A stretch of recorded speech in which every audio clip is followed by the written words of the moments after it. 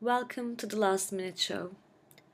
This month we are continuing off of the previous months, mainly on dance and dramaturgy, but particularly dance in the museum space, because last month's guest, so to speak, Anna Teresa de Kersmaker, and her piece Work, Travail, Arbeit, is a great example of that, and I wanted to go further with that investigation.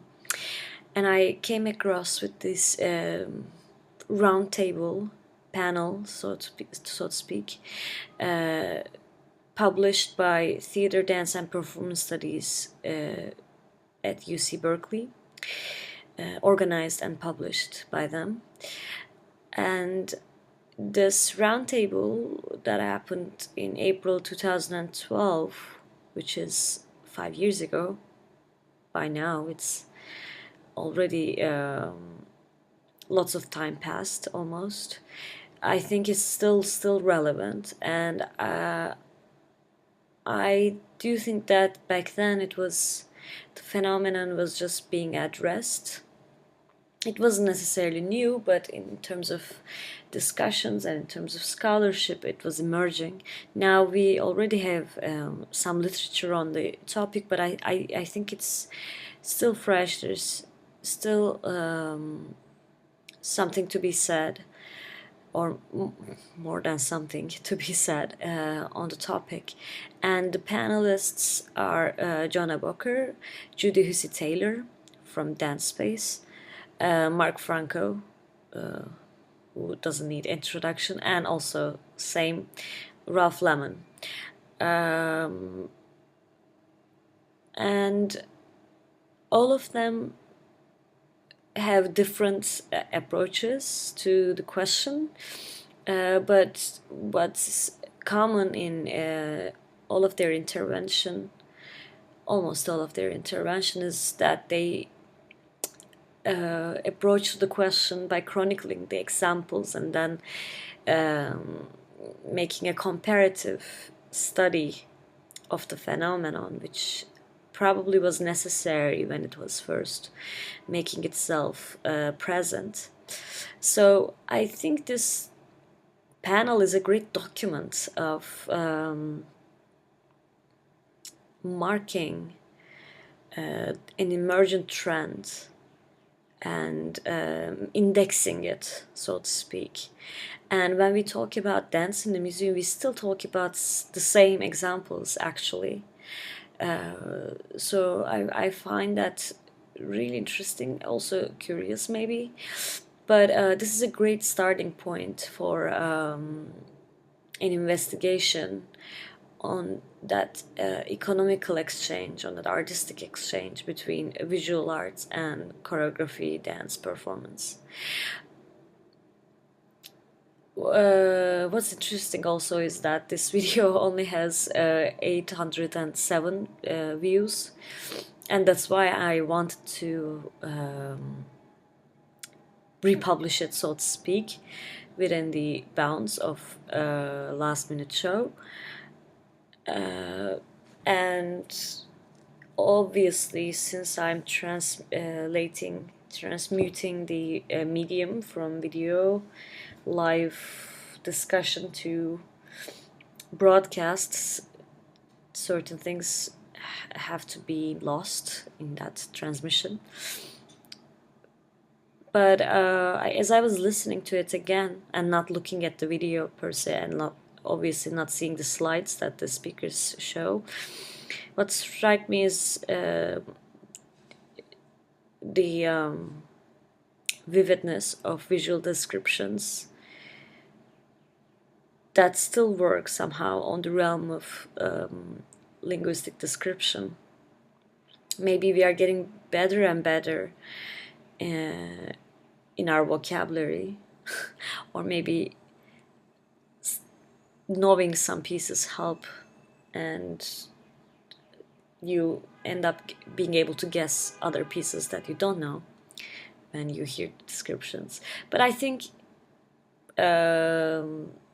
it's a good practice to try to imagine what those visual descriptions are, working it through the language. I think that's another layer that's republishing this speech into radio format brings. It's another meta practice that we are adding to it, so to speak.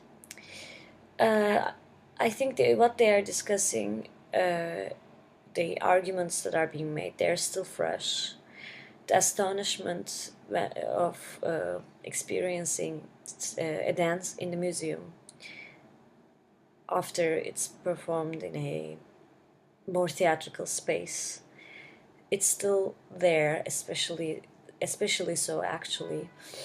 And Anna Teresa de Kersmaker's piece is a good example of that. It's an experiment on that almost.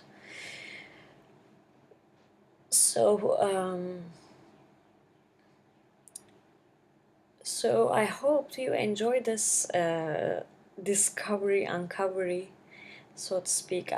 I'm very glad to stumble across with this panel, because I literally saw it on YouTube when I was researching on Ralph Lemon's pieces, and I find it very curious how we don't circulate this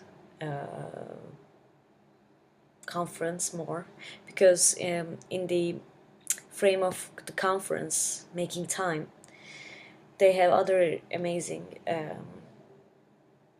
presentations. There's a Ralph Lemon lecture performance, which I really find fascinating, although it would lost its essence if I republished it, because he's responding to the videos that he's showing, the videos that he integrated into his work, so that would definitely alter and diminish his performance to just encounter it in the oral realm. There are panels about curatorial curating and criticism, and other keynotes in relation to that. So I highly recommend looking at this series of panels and keynotes under the frame of Making Time: Art Across Gallery, Screen and Stage. And I hope you enjoy it. And next month I think I will still continue on the question, because I have been in the duration of this research on dance and dramaturgy. So this is what I've been doing, and I will be doing for a couple of months. And it's my pleasure to really share anything I find on this, and it feels like there's a development of arguments. I hope you are also feeling that, and see you next month. Good morning. I'm so pleased to be with everyone here today, and wanted to thank Laura, Shannon, and everyone who's put this together. I have a little bit of a secret, which is I'm a very nervous speaker. I'd much rather dance in this museum, but it's an honor to be here, so thank you. I wrote a brief text, and I'll be sharing about 50 images today, and it'll take about 20 minutes. On this computer. Sorry, this is confusing. This is my text. Oh, your text. I'm sorry. No, it's all good. The transposition of ephemeral choreographic arts into visual arts institutions is not a new phenomenon. However, there are multiple discrepancies between current choreographic literacy and curatorial practice in the visual arts. This is increasingly evident when current choreographies become curated or presented in museums, galleries, or public collections. Dance taking up real estate in the museum or gallery is not the question. In actuality, choreographers are primarily concerned with the same questions as other exhibiting artists: space, visuality, temporality, and value. Issues of aesthetics, valuation, presentation, and their distortions can occur and are related topics when choreography is curated into visual arts contexts. I'm just going to be addressing this topic today as a choreographer. The framework that I'm using is to follow one work called Replica, which iterated over the course of about 4 years in a number of different museums. So we'll kind of dive in. Replica was a 2009 work. It actually was a duet between myself and a dancer, Judith Sanchez Ruiz, who hails from Havana, Cuba. It was also a collaboration with visual artist Daniel Arsham. And we had the opportunity to make this work over the course of about a year in residence at cultural programs of the National Academy of Sciences. So we were supported through the provision of space and research as well. The work that I do with Daniel Arsham began in about 2007 when we began examining his visual arts practice in relationship to the body and often in three-dimensional exhibition spaces. This is a work called Hammock from 2007, Sheet from 2007 as well. And what's fascinating about Daniel Arsham's practice, he often questions the 6 walls, not only of a gallery space, but of a theatrical space as well, creating interventions into ceilings, walls, and floors. We stumbled across, we tackled a work of his from 2005 called 6 Erosions to the Center, which penetrates a cube from 6 directions. And we use this work as sort of the scaffolding or the concept behind Replica. So early studies involved a 3-to-4 ratio of the body to the cube. And Daniel actually proposed dominating the stage space with a very large cube. It ended up being about 10 feet tall. So this is sort of a build-out, early example, early model made out of plaster in his studio. And his premise was that 2 of the walls would experience some sort of a rupture or break during the course of the performance. And I worked with him to figure out in theatrical time when those ruptures would occur. So that was sort of the starting point for the piece, was the visual design that we used as a backbone for the work. The other thing I'd like to contribute or mention about Daniel's practice, which I think is very unique, is he is almost completely colorblind. And I think what this did is it gives him a phenomenal sense of depth perception for stage space, but also for gallery space, of course, too. So we quickly learned that the color scheme of the piece would be entirely in black and white, and that bodies as well as shadows would receive sort of a choreography through the space. So applying this sense of depth perception to the gallery versus the stage, of course, has different kinds of questions and problems depending on where it's occurring.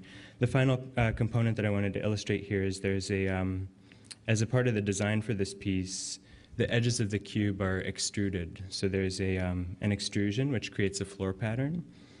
And it's actually a very confined playing space, usually 20 by 20.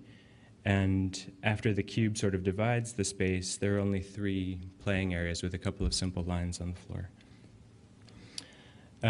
The first presentation space that this occurred was La Maison Carrée in Nîmes, and the Carré d'Art, which is the Norman Foster Museum, created directly in response to the Roman Temple. The Roman Temple here, the Maison Carrée, is it's a very resonant architectural location. It's also one of the, in my opinion, the most beautiful examples of the golden ratio in architecture. So what we did was we staged Replica and installed it site-specifically in response to that architecture, but inside the foyer, designed by Norman Foster. So this is an atrium view. I think yesterday we touched a little bit upon what the occupational hazards are of presenting work inside of museums, and oftentimes they're open until 6 p.m. So if one is rehearsing inside a museum,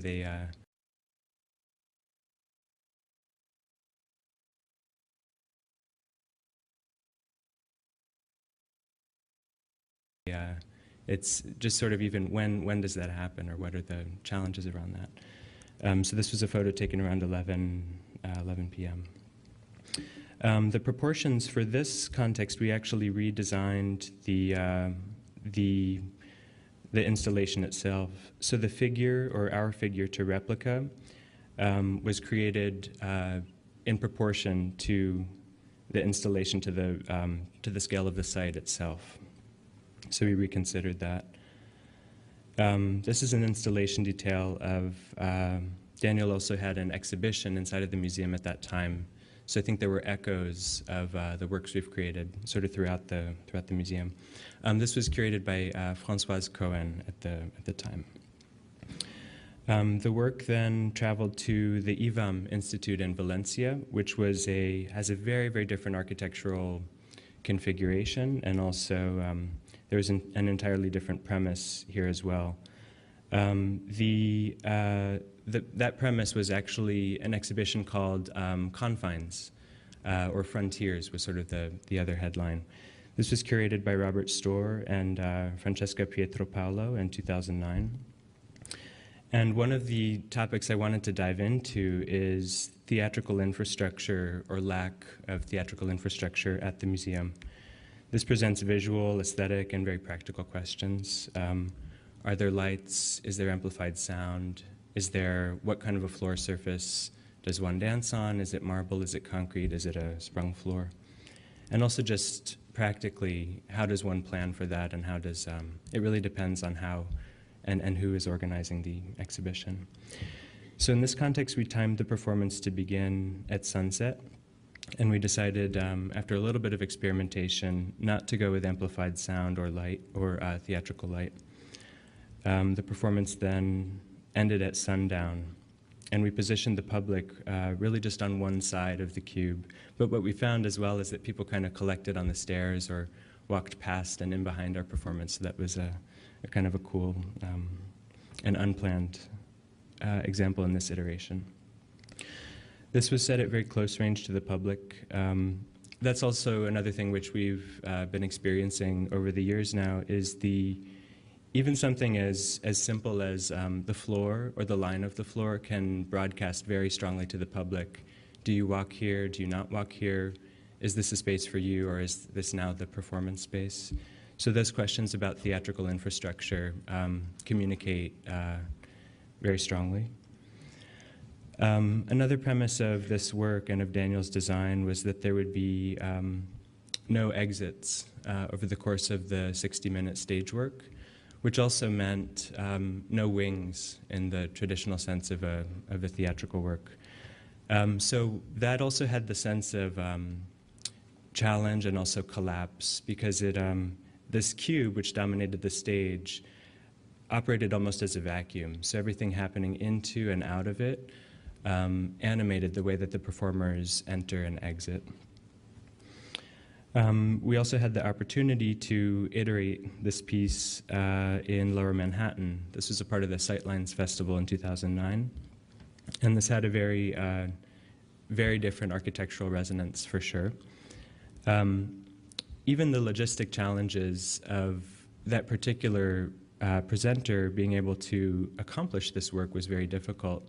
There were certain plazas, buildings, or corporations which just said, no, we're sorry, we can't do the public performance. So locating the site was quite challenging. In this context, the ephemera remained after the performance. So what was fascinating was, after the 60-minute work, you would see maybe children climbing in and out or otherwise engaging with the work. And the work of Daniel Arsham is pretty, he tends to be very open-minded about people engaging with his art, so I give him a lot of credit on that level. The way that we oriented this work was to locate really the exact vertex of the site in terms of latitude and longitude.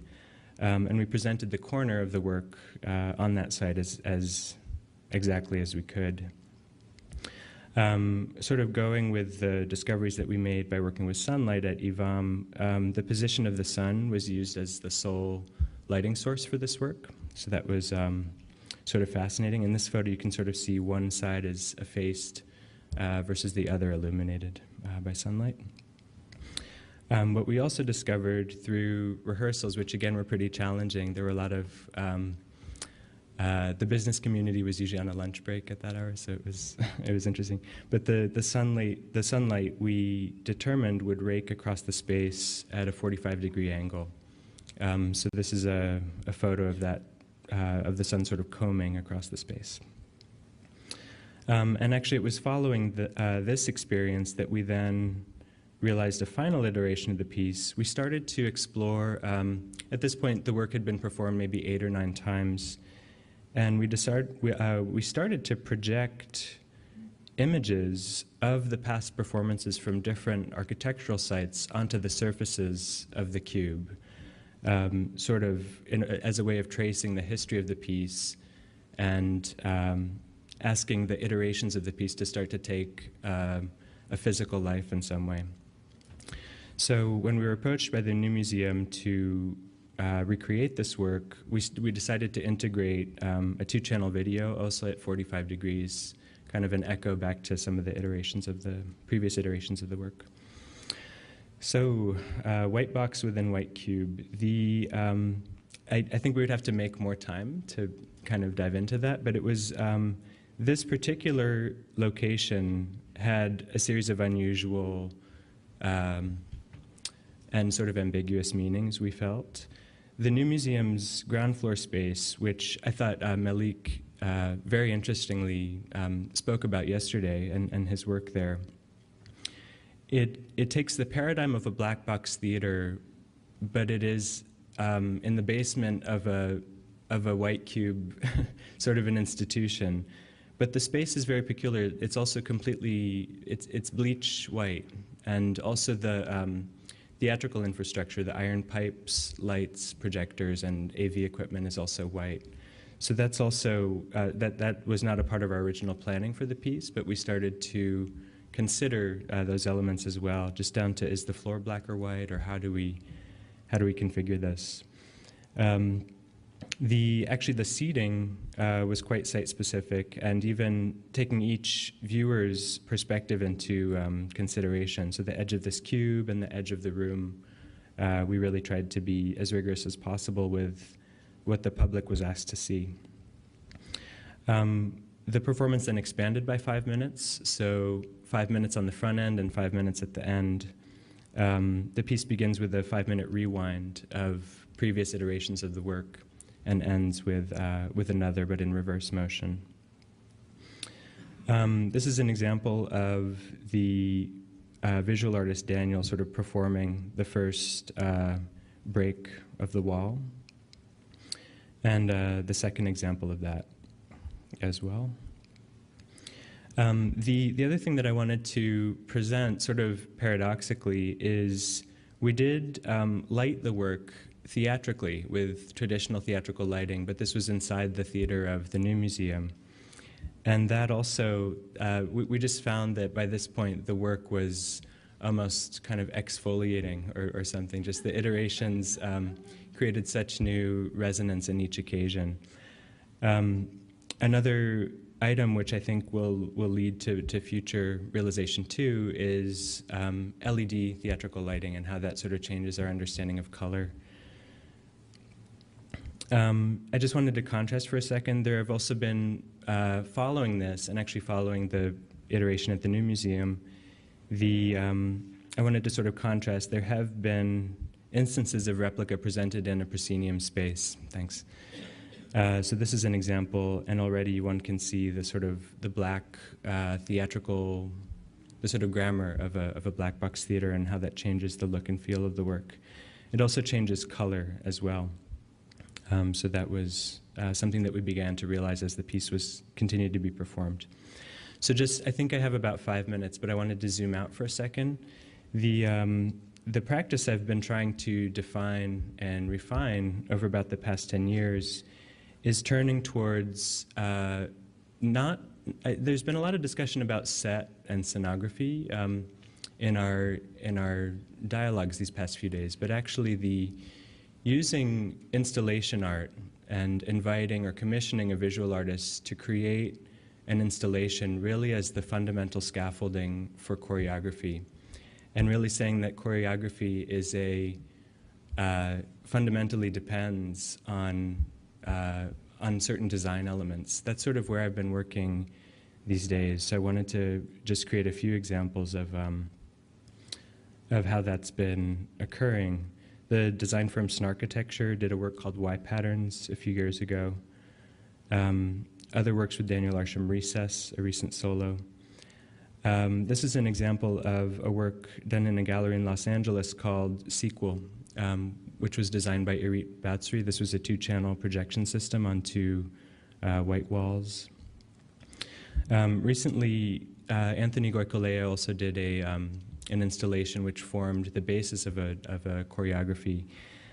This was, in a way, one of our most challenging works, because the first thing that he did inside of a theatrical space was propose hundreds of candles. So, the theaters sort of flipped out, and then the second thing that he did was spray trees with adhesive glue and gold leaf, and then theaters freaked out again. So it's sort of you always have there are these two. You always have to operate with a bridge when working across these media. I know time is scarce. I did have the opportunity to work on in the context of the 50-year retrospective of the Korean artist Lee Ufan, currently based in Kamakura, Japan. There was a very curious component of that retrospective, which was a piece called Things and Words from 1969. This was one of the few performative elements of the retrospective. So Things and Words involved 3 large sheets of Japanese paper and originally took place outside the Tokyo Metropolitan Art Museum in 1969. With permission from Lee, and also with a great deal of curatorial rigor, I was given the permission to reimagine this event as an act of choreography, which we titled On Vanishing. So that was sort of source number 1 for this work. The other source was Dialogue, a very sort of severe, imposing installation by Ufan on view in the rotunda of the Guggenheim, which involved 2 steel walls leaning against one another and 2 large boulders. So with those 2 sources, we used that source material as the scaffolding for a new 40-minute choreography. I wouldn't say that it was necessarily site-specific, although that is true. It was more occasion-specific, really, in response to an exhibition, in fact. So staging the body within that installation was sort of an act of supplication, in a way. And again, I just kind of wanted to flip us for a second. Clearly, there's always a lack of theatrical apparatus, so the way that one stages the public is usually very deliberate. We also had to research what the new kind of paper would be. And again, writing this choreography, we tried to create references and echoes which interpenetrated throughout the 50-year exhibition. And spectators were also staged very, very close to the public. So I think we're out of time here. But the sort of where we're at right now, present tense, myself and close colleagues that I work with, is can this work iterate or can it reappear? Lee Ufan recently had an exhibition at the Maison Jean Villard in Avignon, and we did reimagine the piece, but it was done as a solo rather than as a quintet, and actually with an entirely different sculpture, but from within the same body of work. So that's sort of the question. And I sort of leave us on a cliffhanger here because right now we're sort of wondering if there are, it's very present tense, is wondering what could the future life of this project be, if any at all. So thanks for the opportunity to exchange today.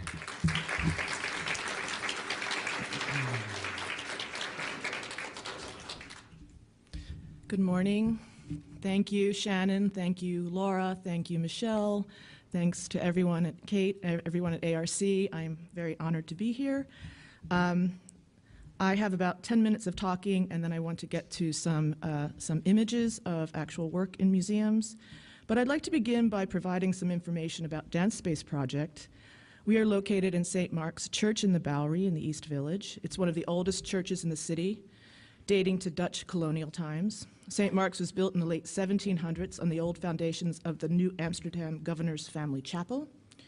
Beginning in 1911, Reverend Norman Guthrie, a poet and professor of literature at the University of Chicago, was appointed as priest at St. Mark's. Guthrie sought to revive Sunday attendance by bringing in various artists for services and his lecture and performance programs.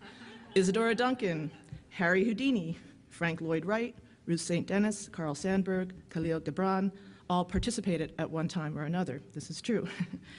2 generations after Guthrie's time, a new wave of democratization across the arts created a demand for small-scale downtown venues for film, theater, poetry performance, and dance.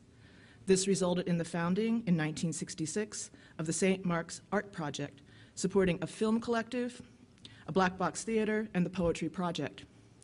This is how the church came to host performances by Sam Shepard, Carolee Schneemann, Joan Jonas, Leroy Jones, Jackson Maclow, Allen Ginsberg, Patti Smith, Merce Cunningham, John Cage, Meredith Monk, and hundreds more notable artists that I will not name here. That's the context behind the founding of Dance Space Project in 1974 by the poet Larry Fegan and Barbara Lloyd Dilley, who was then a member of the groundbreaking dance collective Grand Union. It is against this backdrop or background that I want to situate Dance Space Project's current mission to encourage risk-taking in dance and performance. We commission and present 20 to 30 new dance works annually. It's a lot. So 35 years into the history of Dance Space Project, in 2008, I was hired as executive and artistic director, so it goes in most small dance presenting organizations. I learned dance performance curating during my almost decade-long tenure at the Colorado Dance and New Performance Festival, where the festival's founder, Marta Kern, and I presented a wide range of contemporary dance and performance work. In 1993, we presented Trisha Brown Company and collaborated with the University of Colorado Art Museum, then known as the CU Art Galleries, to exhibit photographs of Trisha's early equipment pieces with images by Peter Moore and Babette Mangolt. We also collaborated with the Denver Art Museum to show Burt Barr's Eros, a beautiful film documenting behind the scenes with the Trisha Brown Company during a European tour. This is but one of many projects and collaborations, but I mention Trisha because of her groundbreaking work creating dances for gallery walls, the sides of buildings, and rooftops. She opened up, for me and for many others, the endless possibilities of dance out of place. When I came to Dance Space Project, my major challenge was to program and commission these aforementioned 30 commissions a year. That is a different company, artist, or choreographer every week for 30 weeks. It's a little overwhelming. It highlighted a major issue in dance presenting as I see it, especially in New York City, but I think throughout the country, which is that contemporary experimental dance was and is, for the most part, presented without the kind of curatorial support and contextualizing and archivable materials that we see in the visual art world. A dance presenter commissions an artist to make a piece. He or she is left to develop a work in virtual solitude, often with inadequate resources, most of the time, space, and time for development. The work is presented over a single weekend, without materials except the program, with little or no documentation, and the presenting organization moves to the next artist in the calendar.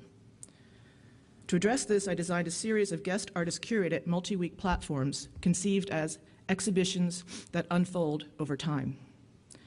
A platform is a set of performances framed by talks, panel discussions, and other materials that enable artists, scholars, and critics and audience members to pose questions about dance as history, form, and concept, and performance's relationship to a larger cultural discourse. I wanted to counter the factory-style production line of dance presentation in the US today. For each platform, I collaborate with an artist curator to contextualize the work being presented. This features the publication of a catalog, which is pretty much unheard of in dance, especially for a small, mid-sized organization like Dance Space Project. We are also playing with the length of different events, performances, and our ancillary programming. For example, last fall, we presented 3 afternoon talks, Conversations Without Walls, co-organized by scholar Jen Joy and me. Each conversation was 3 to 4 hours long and included a wide range of guests from all artistic disciplines, museum curators, architects, filmmakers, poets, philosophers, theorists, and choreographers, of course. So, that's a little background. So to the question of the day, so why dance in museums? Why in churches, on rooftops, in gymnasiums, storefronts, lofts, parks, gardens, high school cafeterias?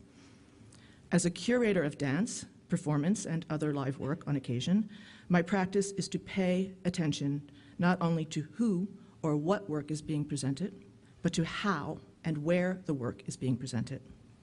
Where the work is encountered informs how it is framed and ultimately processed. Curatorial and artistic attention to placement and or conscious displacement of a work of art, of any art, live or otherwise, offers the opportunity to challenge perception, to see, literally see the work differently. To curate time-based work is to query viewer expectations and assumptions about place, where they are, and time, how long they expect to be there. To present dance out of place is to take into account viewers' expectations and then upend them. This is the most challenging and perhaps exciting aspect of dance in museums, in my mind. Claire Bishop has written, "Perception is understood to be something mutable and slippery, not the function of a detached gaze upon the world from a centered consciousness, but integral to the entire body and nervous system, a function that can be wrong-footed at a moment's notice," end quote. She was writing about Karsten Haller, but it speaks to the situation we find ourselves in when we are in proximity to a live dancer or performer, which is often the case when we witness dance in a gallery context. We, the viewer, perceiver, share that mutable, slippery space with the live performer. We witness an individual, a human being, too often referred to in contemporary art as the body, executing actions and movements, but we are also in a rare situation to witness the dancer's intense focus. So perceiving perception is at work. The wrong-footed might be the slight wobble in a releve, the sweat, the breath, the foot or body slamming the floor. With this heightened awareness and tension between a high-powered mind and body in motion and our own wavering perceptions, we are sensitized to the slightest shifts of consciousness. Rigorous attention to context offers the opportunity to engage viewers in an experience that is, quote, integral to the entire body and nervous system. I probably don't need to say this if you're here, but I'll say it for the record, and Jonah just mentioned this, dance in museums is not new. It goes back at least more than 50 years, and as with many ideas across contemporary arts practice, dance in museums can be traced to John Cage, and it was born of necessity, the mother of invention. John Cage's father was, in fact, John Milton Cage, an inventor. Cage has written about his father. "My father was able to find solutions for problems of various kinds in the fields of electrical engineering, medicine, submarine travel, seeing through fog, and travel in space without the use of fuel." We haven't seen that yet.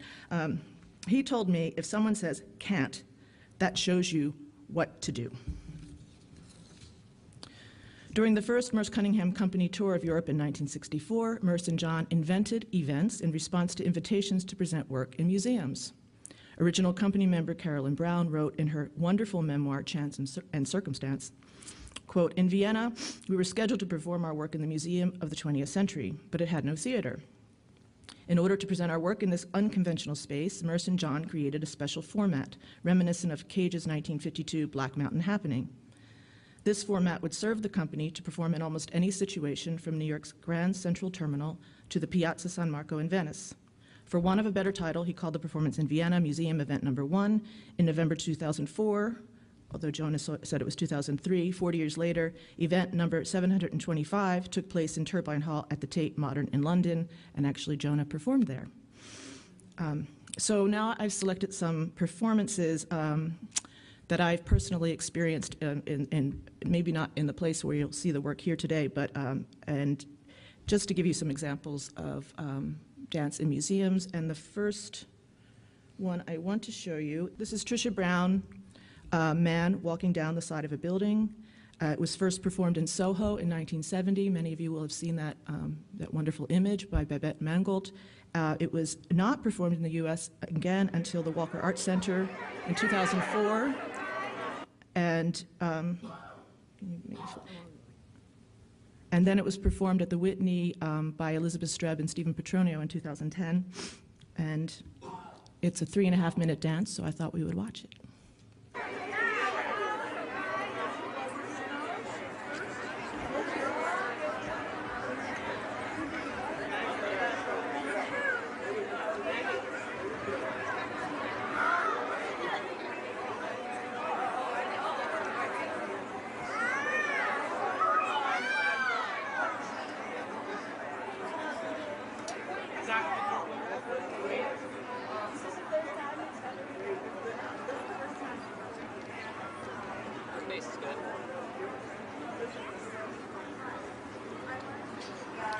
I was reading, there's a wonderful exhibit and catalog, Dance Draw at ICA Boston, and Helen Molesworth, I think's essay talked about sort of a nostalgia about reperforming Man Walking Down the Side of a Building and other of Trisha's early equipment pieces. But I have to say, and I'm probably I actually like reperformances because I feel like looking at this stagnant image, which I've looked at for years, and experiencing that point where Elizabeth Streb or Stephen Petronio was like this, and that tipping point was unlike any experience I've ever had in my life in a performance, and it was a kinesthetic response. I had to go back again the next day and see it again. I find that often with much of Trisha's work that it's deceptively simple, and yet you want to see it again and to see it again. At least that's my experience. While we were watching this, this is at the Walker, but we were watching it outside the Whitney, and one of Trisha's former dancers, Shelley Centered, whispered, "This is really a duet," because the man holding the rope at the top is actually helping the dancer, in this case he's a mountain climber, he's not a dancer, remain taut. So the idea is to not go slack, but to stay in that position. And of course, these buildings are much higher than the original Soho building, so much further to go. We'll wait till he gets to the bottom.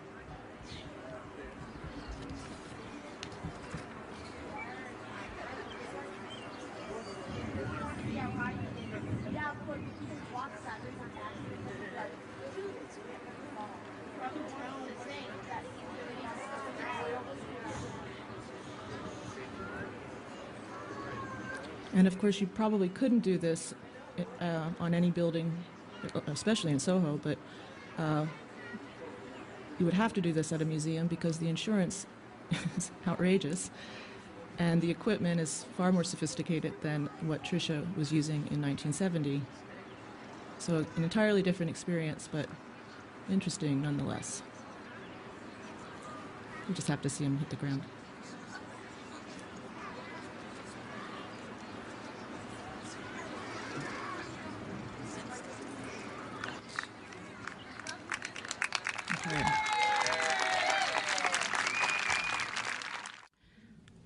So in 2009, Dance Space Project co-presented a Performa commissioned Tacita Dean film Craneway event, 16 millimeter, 1 hour, 48 minute. This was the, Tacita Dean filmed 18 hours of a rehearsal in a Craneway in Northern California. I can't remember which town exactly, but where was it? Richmond. And so we have a film of Merce, and this actually premiered at Dance Space Project in the church sanctuary. I think that's important because it's, and Tacita came and did a site visit, and we discussed, she wanted to know if Merce had performed there. I said, yes, indeed he had. And she built one of her special screens. So these are stills from the film. And this is really bad image, but this is inside the church, and she had a special screen built, which she does frequently for her work, a special wide anthropomorphic, is that the? screen, and then there's Tacita and Trevor Carlson introducing the film, and then we had to build a special film projection booth in the back there. This floor is usually where we perform dance, so this then presents two things. One is a film of dance happening in a space that normally has live dance, as well as architecture within architecture. The architecture of the Craneway factory and the architecture of the church were sort of echoing or playing with one another. So pulling a work out of its established context, a theater, a black box, or vice versa from a gallery or theater into a performance space creates strange juxtaposition and offers new perspectives. MoMA's atrium is a surprisingly interesting space for dance, in my opinion. The pristine white box offsets the dancers in a visually compelling way. Also, the multiple levels offer perspectives absolutely unavailable on a traditional proscenium stage, where classical perspectives dictates where you should see the work, usually middle and center, which is how most choreographers are taught to make and present their work. So this is, again, Tricia Brown sticks. And just to show you if most of you have been to the atrium, but how many levels and places and spaces, and Tricia's work, I thought, worked beautifully in that context. And then you saw this yesterday. This is a part of a series, dance series that was organized around the exhibition online, and there were 4 dance performances in the program, including Ralph Lemon, Untitled, which we saw yesterday. But in terms of the seeing bit, I have to say we actually at Dance Space didn't present, it was a private performance in the church of this duet, the first time Ralph and Oakley performed it. I was actually quite nervous about how it would play in a very public space and place, MoMA's atrium. But that is also where I was, I could actually see the work differently than I saw it at the church, and literally certain lines and also the emotional weather, all kinds of things were reading very differently in this context, so I thought it was a pretty amazing experience. This is a not very good image, but another spectacular, and it was a spectacle, but it was a good one. If you're going to get yourself involved in spectacles, make sure they're really grand. And Meredith Monk certainly has done that. This is Ascension Variations, 2010, a synthesis of Songs of Ascension, 2009 and 10, with Juice, 1969, the Guggenheim. And I'm going to read a little bit from a piece that Deborah Jowett wrote about this. On November 7th, 1969, Monk presented the first part of Juice. The event and concept were amazing. Just 2 weeks shy of her 26th birthday, she had turned the entire landmark museum, its lobby, upward spiraling ramp, galleries, stairwells, nooks, crannies, and briefly the street outside into a stage. After almost 40 years, she returned to the Guggenheim to present Ascension Variations. We, spectators, cluster in the lobby and watch performers appear and disappear at various points in the tiers. Next, we stroll up the ramps along the way. So basically, we started as the audience where the performers are now, and and there are 80 performers in this piece. We end up spiraling up and reversing the situation, so we end up viewing the work finally from around the tiers with a choir. Extraordinary experience.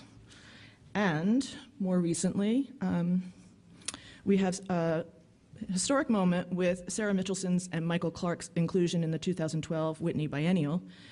Sarah Mitchelson's Devotion Study Number 1, The American Dancer, was performed there just recently. Devotion Study Number 1 tested the dancer's limits. Relentless, perfect, and minimal, but rigorous movement pushed so hard their clothes soaked through in the first 15 minutes of the nearly 90-minute piece. The dancer's unflappable grace became the subject of the performance, in my view. The Blue Angel, as I refer to Nicole Manarino here, performed on releve with her arms straight out to each side for the full 90 minutes. She never left the performance space, which was a 4,000 square foot. It was the 4th floor of the Whitney, the entire floor almost, and they performed on a white stage with a blueprint of the Breuer building on the surface of the performance floor. The unrelenting choreography also tested the limits of the audience's body and mind. The following is a recent interview, just briefly, by Trajal Harrell and Sarah Mitchelson that was published by the Movement Research Performance Journal. Trajal asks, what about working in a museum? How's that been? Sarah, very wild and different. They were very unprepared, and me too. But everyone has been open and so have figured out most stuff, like having water in the museum, how to get to the toilet before showtime, the endless open hours when folk just come and stare at the dancers warming up, endless openings, grueling hours, then the gaze, so different than the theater. Trajal, how long is the piece, or is it like a loop? How does time function? It's 1 hour and 20 minutes. Duration is something. But people sit and watch this whole thing? Yes. Or meander as if it's an art object? If they don't walk out, that is. People are walking out? Yes. But I am quite enjoying the tension between the dance audience, who are so committed in their seats and with their gaze, and the humph, what's this shit, of the art lover, uneducated in dance. Dance is difficult. It's fantastic in that way. This is, we saw this briefly in Peter's talk at the MCA's exhibit of Eiko and Koma's retrospective. This was a little different. This is Eiko and Koma performing a piece called Naked, 6 hours a day, 6 days a week, for 3 months, was that? Just one, okay. And it speaks to proximity, as I mentioned before. Again, I'll read from Ewan Kerr from Minnesota Public Radio. He says, gallery visitors can come and go at will, but can sit just a few feet from where Eiko and Koma lie naked. Eiko said, while they don't look at the audience, they are very aware of being watched. She knows opening her eyes can be startling for the audience, and she has to be careful with every move. So part of the fatigue, I think, is mental, actually, she said.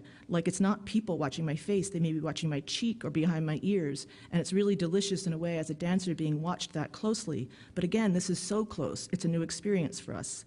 They have had audience members whisper to them. There was a gallery visitor who got down on the floor just inches away from them and rested there for a while just watching. The walker's Bart Ryan said many people seemed startled. And then I want to end with a March 31st performance.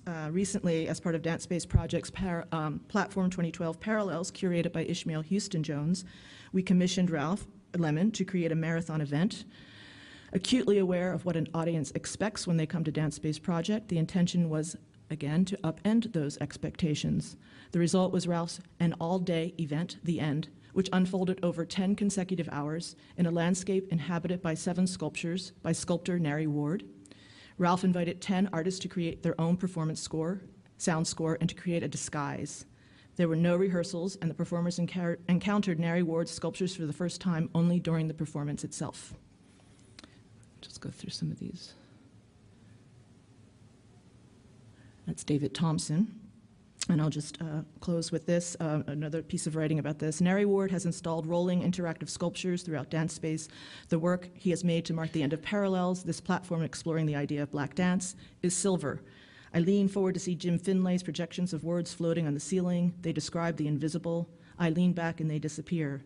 The day feels dedicated to that most ephemeral, even in a field based on disappearance, place between creation and performance. The performers may be disguised, but to me, in their commitment and rough-edged sharing, they are naked. Separate performances echo one another across space and time. So, in closing, I'd like to say that not all dance is meant for museums, but by the same term, not all dance is meant for the stage. And as curators, our job is to discover the possibilities presented by an artist and together invent new possibilities for the work, especially as we are reminded by John Milton Cage, when we are told it can't be done, it shows you what to do. Thank you.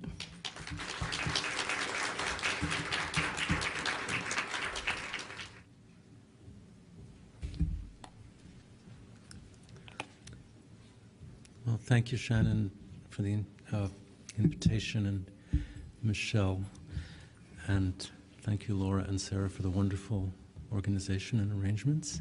Delighted to be here in such marvelous company. And I gave this paper a title. I got interested in thinking about Derrida's essay. I'll speak about it a little at the beginning, Signature Event Context. And then in going through the literature of institutional critique of museums, I came upon Adorno's essay, Valérie Proust Museum. and I realized that any title to such a paper had to have 3 words. So this is my version of that. Not sure why that is, but we'll start on that note. What do we await from dance within the museum? Has there ever been, since, as several people have pointed out in this conference, dance in the museum is not a new phenomenon. Has there ever been such a thing as a museum dance? How do dance and the museum communicate? I take this term communication from Derrida's essay Signature Event Context of 1972, where he interrogated the meaning of communication in the context of visual and performative instances of expression. Quote, "What is transmitted, communicated," he wrote, "does not involve phenomena of meaning or signification. Communication," he continued, "designates non-semantic movements. One can communicate, for instance, a movement or a tremor, a shock. A displacement of force can be communicated, that is, propagated, transmitted," end quote. What shock, tremor, or displacement of force does dance communicate to the museum? What shock, tremor, or displacement of force does the museum communicate to dance?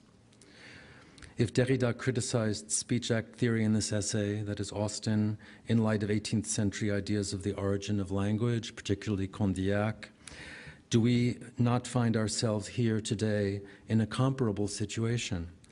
Perhaps that of art act theory instead of speech act theory, to echo on Rebecca's comments earlier. That is to say, we would switch the formula, Austin's formula, in saying something, I do something, to perhaps in doing, I museify myself. A comparable situation in which we seek to understand some continuity or points of contact between the old pedagogical and didactic as well as documentary project of the museum in the context of the lively, phenomenal presence of contemporary dance. This is one starting point. But I have another starting point drawn from a few examples. The phenomenon whereby a particular site is articulated by the movement performed within it, or wherein movement takes on a specific dimension and meaning by virtue of the site in which it is performed. I think this is quite well known as a phenomenon, but perhaps demands further exploration. This is just an image I took recently at Versailles of a friend of mine, Christine Bael, doing a performance, very, very wonderful and precise work on Baroque dance, but within the context of Versailles, which is something of a museum in itself. And bringing a museum to life, so to speak, through a performance assumes a hidden life, presumes a hidden life in the collection, and makes of the collection an environment which criticism of the museum has long reproached museums for lacking, particularly Adorno. Quite literally, movement brings life to the collection, restores life to the objects that have been severed from their original physical and cultural locations. In this case, the physical and cultural location of movement itself in historical time. This is not simply a question, so by association then, an association between absent movement and a collection of material objects. This is not simply a question of historical reenactment, although it has connections to that phenomenon, to which I shall return later. It is a phenomenon I've noted recently in the work of Bael, L'éclat des Muses, but also this is a piece of Donia Foyer from 1967, Et Spel, a piece for a museum done in the Historiska Museet in Stockholm, which in the section which is devoted to rune stones, so really to prehistoric Swedish culture. She did several others. This was also an intermission in which the children in the audience were asked to commune with the rune stones. In this work, Foyer used the rune stones of the museum to reflect on pre-bourgeois aspects of contemporary Swedish society. This was another one she did there, Vargrop, the crying of the wolves. And then so this is in the 60s, right? I'm not going back as far as Schlemmer or Liszewski or the Bauhaus, but I mean, this is an ongoing thing, as several people have pointed out.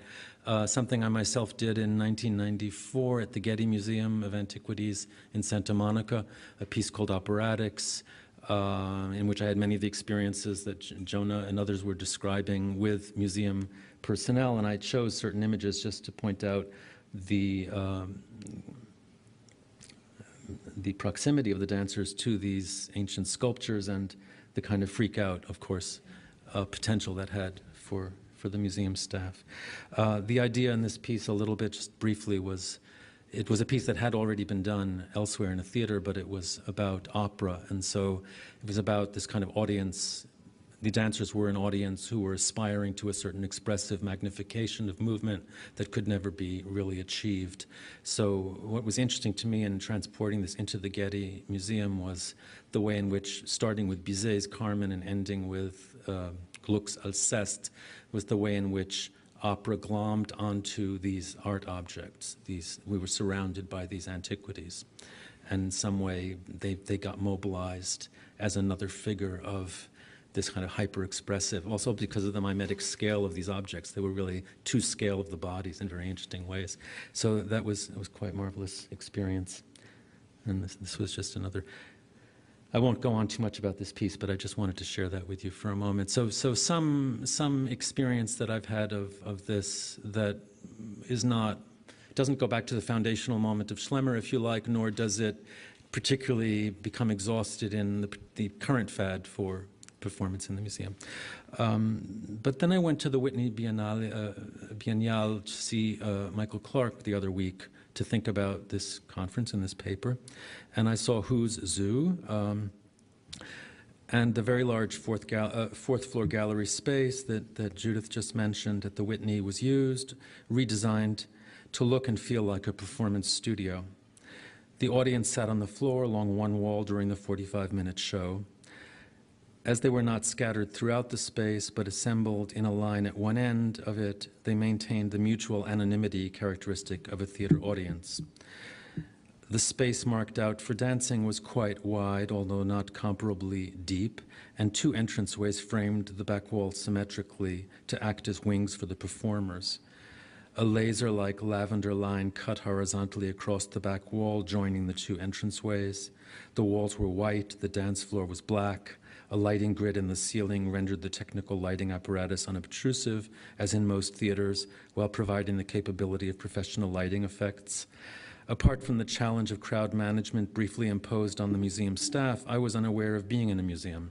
And I think Joe Good mentioned a similar phenomenon in some experience of his as well. I don't have the time to enter into further details about this piece itself, except to note that the title and the choreography suggested that the dancers were animals in a zoo, Who's a Zoo, implying they were also paired in certain ways, and their costumes contributed to that effect, implying a critique of museum culture that would make the dancer the colonized group on display. This seemed underlined by the use of untrained performers, alongside professional dancers, and the pairing of dancers in costumes that identified them as two or three of a kind. Clark evokes the ethnographic past of the museum.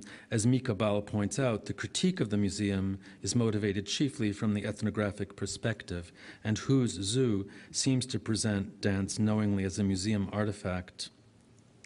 But it does so in a space that is trying very hard not to be museal. Clark seems to be forcing the museum to be that which it no longer wants to be. If the museum is, historically at least, as Tony Bennett reminds us, a rational and scientific project that documents and explains material and visual culture, the presence of danced performances in its galleries points to the intrusion of the oral into the sphere of visual and material culture. This could also be viewed from the perspective of time. The museum, in Foucault's terms, is, quote, a sort of perpetual and indefinite accumulation of time in an immobile place, whereas dance spends time, takes time in a way that simulates the presence of being. As William Forsythe has said, quote, "I am inclined to believe that because we are bodies and possess perceptive mechanisms, we also have time. I suspect our ability to construct time is predicated on the manner in which the body integrates its perceptions and upon the action necessary to generate these perceptions," end quote. The experience of time for Forsyth would be impossible without the lived body. As he points out, the body's actions generate perceptions. And hence it becomes clear why dance is often considered as purely durational, whereas the museum is considered static, despite its imposition of a choreographic path on the visitor.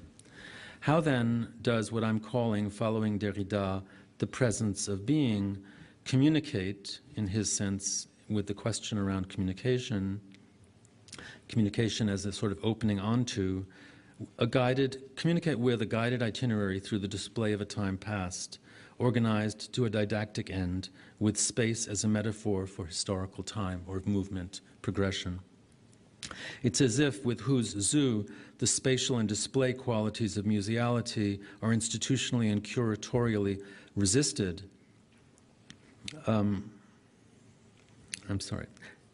If, as with Huzu, the spatial and display qualities of museality are institutionally and curatorially resisted, then any such communication touching each other between these two ideologies of image and act is aesthetically, critically, and historically evacuated, in my opinion, from the encounter. At the other end of the spectrum, indicated by Clark's work at the Whitney, we could locate Boris Charmatz's project, Musée de la Danse. In taking over the Centre chorégraphique national de Rennes et de Bretagne, Charmatz proposed to eliminate the terms center, choreographic, and national, replacing them with the title Musée de la Danse. In his manifesto for a museum of the dance, which you can find online, Charmatz makes the following important claims. I have the text here in French, but I'll translate. We are at a moment of history where the museum can be alive and inhabited just as is a theater, where it can include a virtual space and offer contact of a practical, aesthetic, and spectacular nature with dance.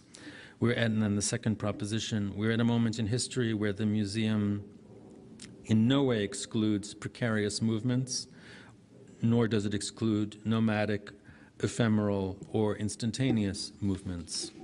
And then thirdly, we are at a moment in history when a museum can change both the idea that one has of a museum and capitalize the idea that one has of dance.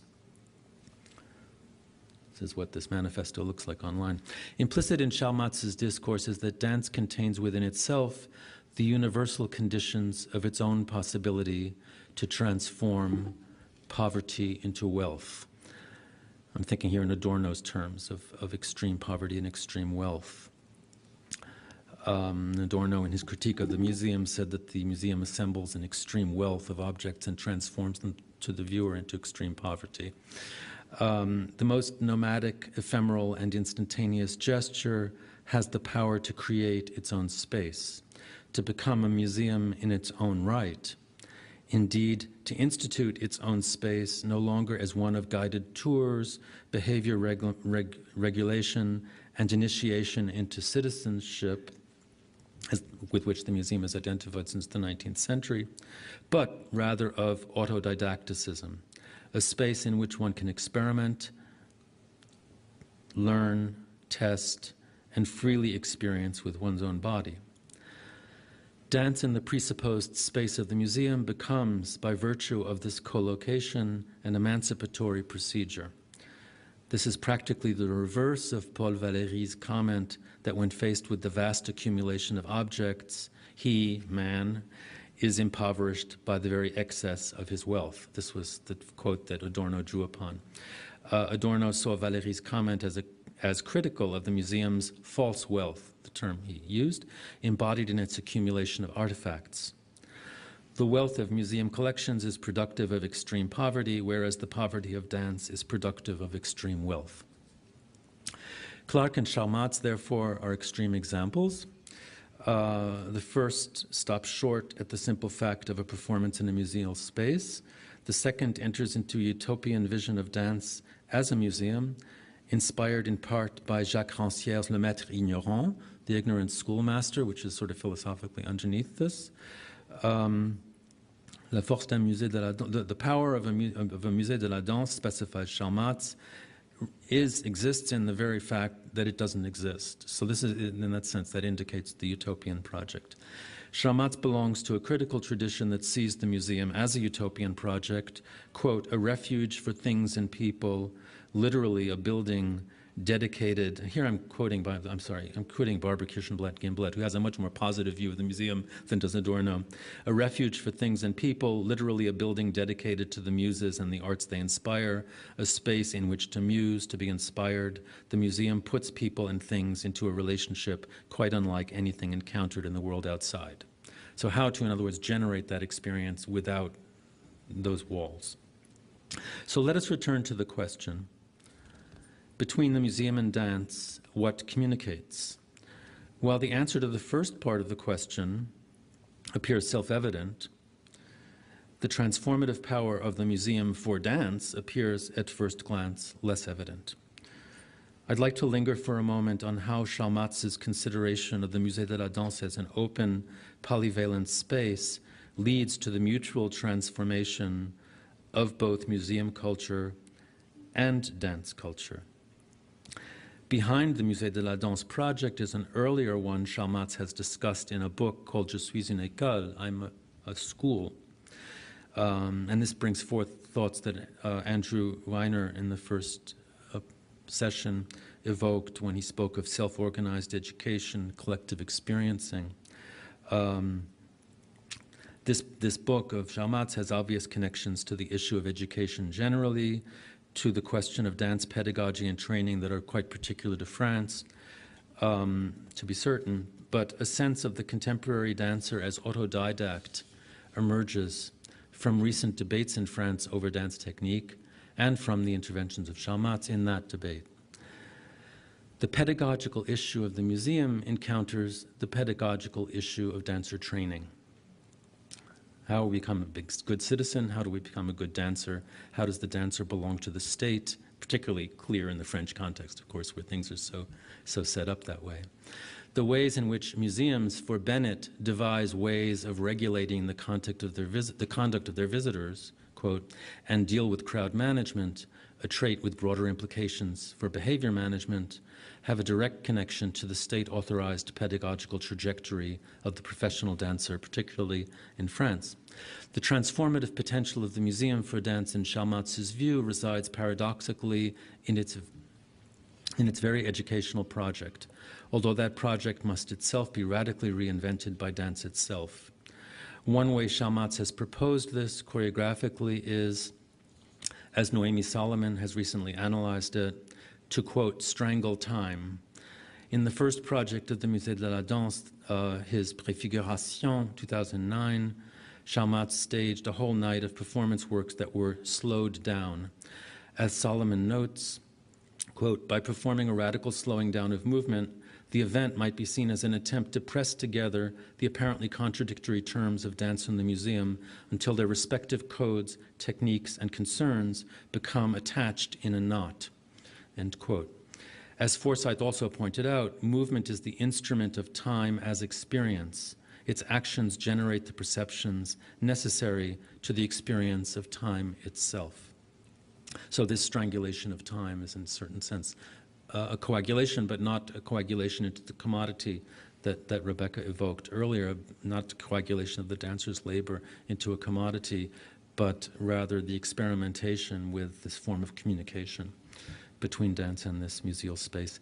This transfer of the contents of the museum, or let us say of the archive quite simply, into dance and the body is also characteristic of the tendency in contemporary dance toward historical reenactment. And I'd like to end with some comments on that phenomenon. A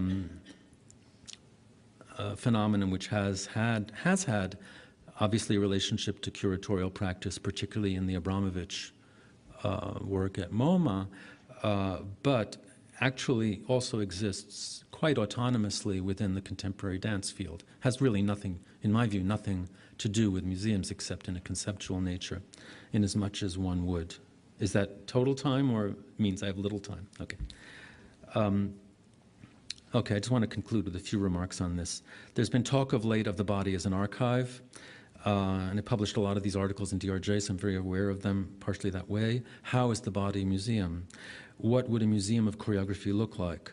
The two questions seem related as reenactments collect and exhibit dances past by and through what Fabien Barba, who you see here, calls corporeal research. This is him doing his presentation of Mary Wigman's American tour of 1930-31, in which there are all kinds of theatrical techniques to both distance and engage us, such as programs left on seats, the original program, and a more contemporary program of the performance. So I'd like to conclude with a few works about the phenomenon of reenactment. It seems to me that despite quite a bit of disparate activity, a common trait of this is the refusal to impersonate a previous artist. This is significant in dance, where the artist's work to be reenacted is in most cases inseparable from the body of that artist, especially in the tradition of modernism. What comes out of this particular refusal to impersonate the predecessor, in conjunction with these methodologies of theatrical distancing and a rejection of all convictions about absolute repeatability, a rejection of the artifactual nature of the reconstruction, is a sensibility, paradoxically, for the objective nature of choreography itself. That is to say, the implication of much contemporary reenactment in the dance field is that past choreography exists in space. It actually continues to survive in space, or we could say in potential space, to borrow from Winnicott, and can be recovered through specific spatial or even display practices.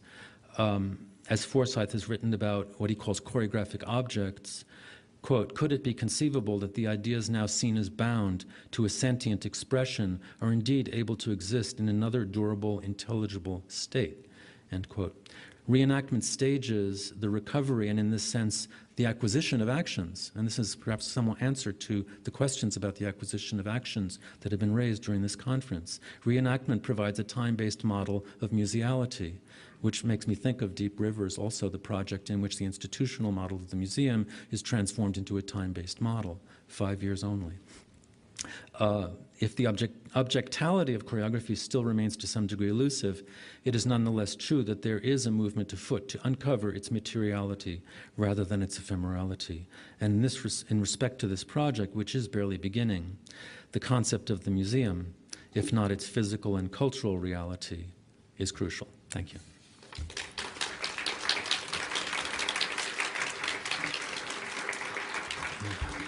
Thank you, Jonah and Mark and Judy.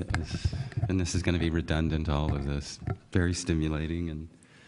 And, for me, and I imagine for most of us here this weekend, it's all we have are really questions. So I just have a few more that arose from listening to you all. And then, the arc of them might not be really linear, so bear with me. As an artist, the question of the intentionality of an artist entering a particular kind of space is something we haven't really discussed, like the agency, the power of transgressing where someone belongs or doesn't. The artist addressing a body movement material versus the artist primarily focused on the object as potential. And this really interesting question Jonah brought up about spaces with theatrical infrastructures versus spaces without. The kind of politic of a space, and where that is beneficial or confusing or generative. I think, again, getting back to that question of intentionality and an artist needing to know kind of what they're up for and if that's possible. Which brings up this interesting question for me of how might we begin to talk about, if we haven't already, the theatricality of a museum space, which I feel is certainly present. The color currency of theater versus museums, black versus white. Both colors addressing a kind of absence. And in the case of the white space, referencing Melville, Moby Dick, you know, a color representing abomination. That was sort of a nice little play that arose for me, Joan, in your sharing. Our codes in eliminating terms, choreography, architecture, design, directing, installing, curating, these definitions seem to be breaking down, perhaps collapsing. Is it important to maintain these distinctions in our creative play? I feel like we're all creatively playing around something here. And I guess I mean that internally, because externally the larger dominating systems who pay us to play need to define and distinguish what it is that we do. But that we as the doers, do we need these particular kind of definitions? Is it useful? The promiscuity of art practices moving from dance spaces to churches to galleries to museums, as has been mentioned throughout the weekend, this has been going on for some time. So what are we really talking about? Well, one issue for me that's really interesting is the question of value. And I don't mean the obvious value of, or the obvious that there's a lot of money in the museum visual art world, sort of, versus the little money in the theater and dance world.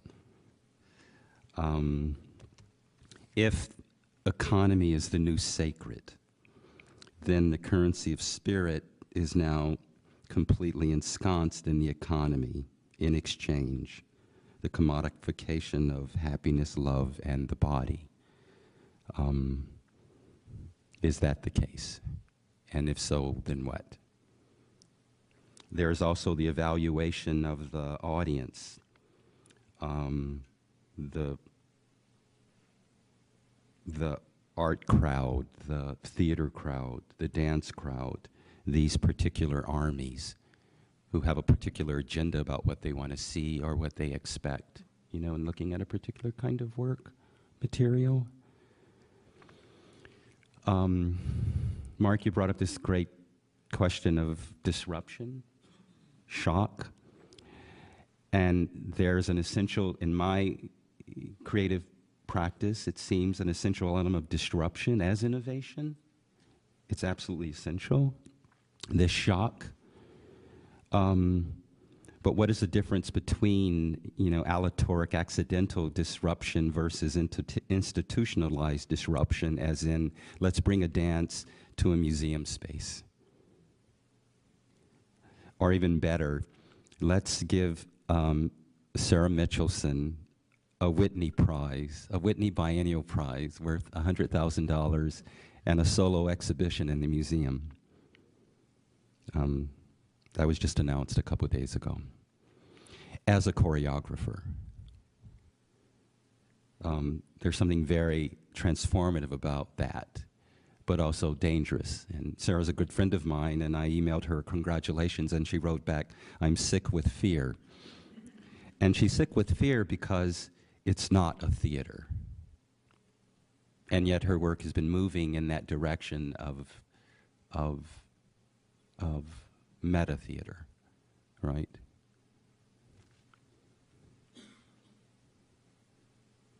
I think the primary question for most artists is, what are the opportunities for transformation?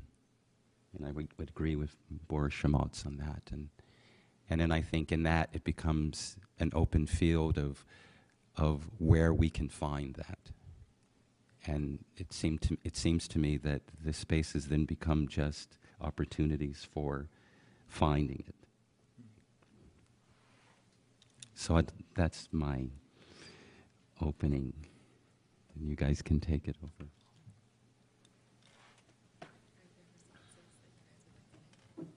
Do you need the microphone? Would you like to make a response?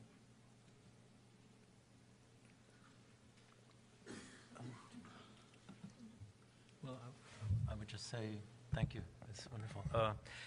Yeah, just 2 points you made that resonate with what I was thinking as well. Also, as in my experience as a choreographer, precisely, even not as a critical theorist now, but that you mentioned the theatricality of the museum space, and indeed, I mean, once one assumes that is that the challenge of that space, as one would almost any space, one is in a realm where that becomes part of one's theater, so to speak, and I think that's crucial. And in that sense, there's no estrangement. As you say, you separate, which I think is so brilliant, you separate out the experience of the artist from the experience of the curator in that instance. That is, the artist is not self-experiencing as a curator. They have not arrogated to themselves the role of curation. They are simply exploiting the theatricality of the space that they are in. And that makes perfect sense to me.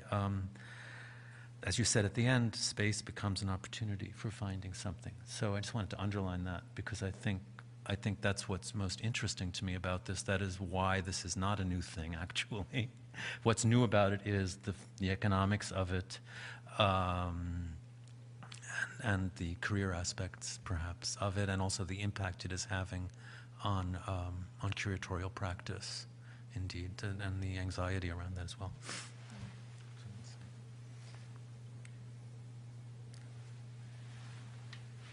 Ralph, one of your comments reminded me on something that was written in the drama review, like maybe it was a year ago, about it talked a lot about language, but also about distinction between kinds of space, be it and really that the language, where it can be useful, and where it breaks down. When we say theater and performance and visual, the kinds of theatrical spaces are, it almost, for my taste anyway, it's not nuanced enough. Is it a proscenium theater? Is it an opera house? Is it a black box theater? Is it a white black box theater? Is it Italianate? Is it Versailles? To really, whatever topic or work we're confronting, I end up on the side of the spectrum where I do think the language can be a useful tool, but also we have to be careful of the binaries, at least from my point of view. This particular article in the drama review was about black box theater versus proscenium theater. So it was just internal to proscenium theatrical spaces and how nuanced they can be and how different. And so. Yeah, there's an article by Peggy Phelan in the Move Choreographing You catalog, the exhibit that was at the Hayward Gallery in London last year. And I'm paraphrasing her, but it had something to do with the history of dancers, women, and people of color being marginalized over and over and over again. And so something that I think about and didn't mention in my talk has to do with politics of placement, the politics of proximity to a moving being, person. And so, I think for many of us coming out of contemporary dance or art, MoMA is our center, or the large institutions are the center. So I think that what the dancers and choreographers I know that are interested in moving into that center are also equally trying to reclaim or maintain their power within the very tight controls of the space, and they're necessary controls, but and there's a fear, or it has been for years, and I'm curious about this dance that's going on now between visual art curators and choreographers, a fear of the messiness. And in fact, a lot of the work I showed was very pristine. I was pretty aware of that, and looked quite beautiful. And actually, I chose examples of things that I thought worked visually and on many levels. But really, what we're talking about when we're talking about the body, we start to enter into all kinds of messy areas, sexuality, falling down. That's why I said I was nervous and wondering how Ralph and Oakley would play in the atrium, because they're on top of each other and they're kissing, and it's as Sarah says, it's difficult. It's fantastically difficult. So I'm curious when that will be like, that's enough. We've had enough. It's a little too messy. We don't want to go any further. Just a question, will Meat Joy be performed in the atrium?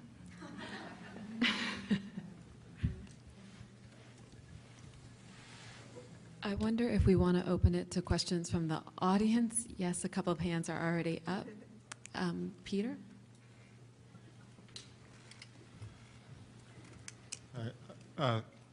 Yeah, so thanks. That was all really great and interesting.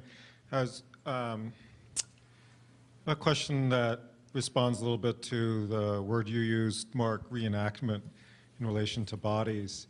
And I was watching a YouTube thing last week of Yvonne Rainer teaching Trio A to Martha Graham, which was kind of an improbable notion, but it was really Richard Move as Martha Graham, and it's funny and pointed. And then seeing today your clip of man walking down the side of a building on this beautiful edifice of Herzog de Meuron building, knowing how different that is as a publicly staged event to doing it on a Worcester Street alley up on a 4-story brick building going down to a cobblestone street. It's just like a completely different thing. So I think of 3 different examples that relate to bodies from recently restaged dance works. One is Echo and Coma's performance for the concert stage. It's 3 early works, 2 very early works and one more recent work. The 2 early works are from the mid-70s, Night Tide and White Light. And their work in particular is about, and has become in pointed ways over 40 years, about degeneration, change of body, loss, getting closer to the earth, becoming more part of nature. And the title that they gave to that program of early works that were restaged and danced by themselves with their now old bodies is Regeneration. Another project that I thought of is Ishmael Houston Jones's piece with Dennis Cooper and Chris Cochran, Them, which I saw not when it was originally staged in the 80s, but a couple of years ago.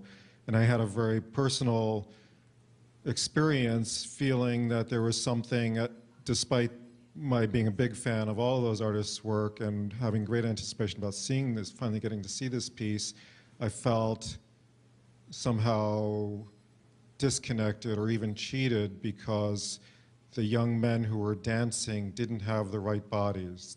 They didn't have the bodies that the men whom I knew in the 80s in New York had when they were living those movements that were being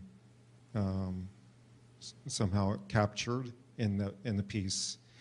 And a third example is Lucinda Child's work Dance, which of course has a duet in it between Solowit's film and the live dancers. And when in its restaging in the last couple of years, the dancers are no longer the dancers in Lucinda's company who danced in that film in 1979, but contemporary dancers. And in a somewhat analogous way, Lucinda's dancers now, who are in a very poignant kind of duet with dancers who are now in their 60s, also are dancers who are trained with different bodies. They don't have they have much more training in a sense than the dancers who were in Lucinda's company then. And so when I think about, or when I wonder about restaging, I also wonder about this term reenactment, which makes me think instantly of theme parks or George Saunders' Pastoralia or something like that, where people go to historic Williamsburg or play as though they're soldiers in civil wars, things like that. So I feel like reenactment is the wrong word right away, but on the other hand, I think, well, yeah, if there's different bodies doing it, maybe it is reenactment. And I wonder whether anybody could talk about that in relation to... I could say a few things, maybe to start. Yeah, we did a whole series we call Temporalities of Reenactment at Center for Visual and Performance Studies at Santa Cruz last year, and we're continuing it a bit next year as well. So this is what you point out. These are some of the big issues around the difference between reconstruction and reenactment. It's not a lot of time to develop it, but I think his Civil War example is important, because Martin Puchner came and gave a talk on reenactments, and he pointed out that what reenactment generally is, in that context of let's redo a Civil War battle, there is no mimetic illusion involved in it. There's in fact a decision not to perform, not to create a mimetic reproduction of the original. And the way in which that could be related to the danced reenactments we're seeing is, it seems to me, there's always a bit where, invariably, reenactment may not be the right word. There are tons of different words we could use, and not even all these artists use this word, so I don't mean to put this label on it. But if you look at Fabien Barbat, for example, when he redoes Mary Wigman, it's obvious, first of all, that he's a man, and yet he's doing it with this historical rigor. And, in terms of the right body or the wrong body, he has done remarkable research. So I do what he calls corporeal research that is extremely dense, and I think that when you hear him talk about it, it is amazing.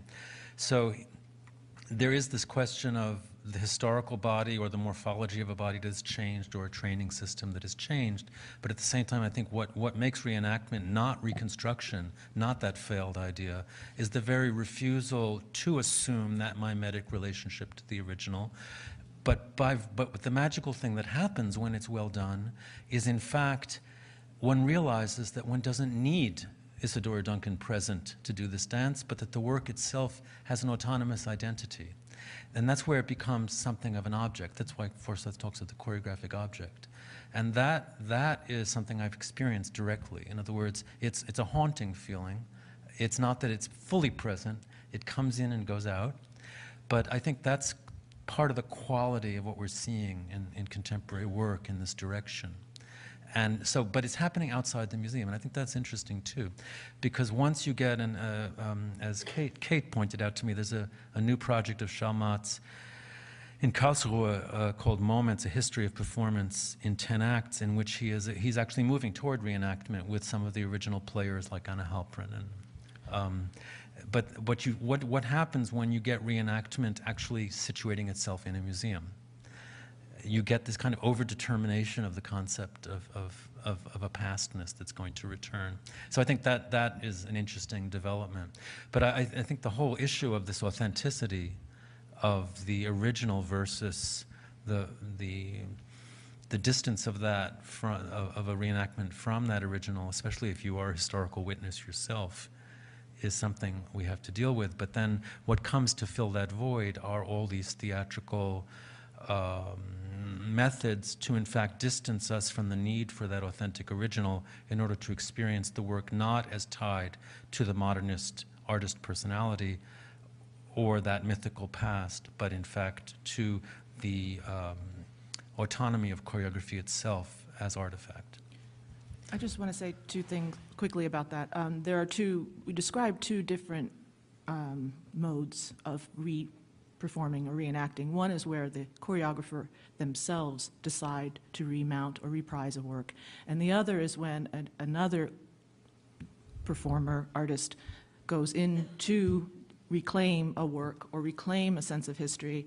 And, that is for better, there are better examples, but I think it has to be strange enough, like you're saying. Fabian is clearly a man, and there has to be some underlying historical, conceptual, scaffolding is the word that's been used today, in order to make that work or viable.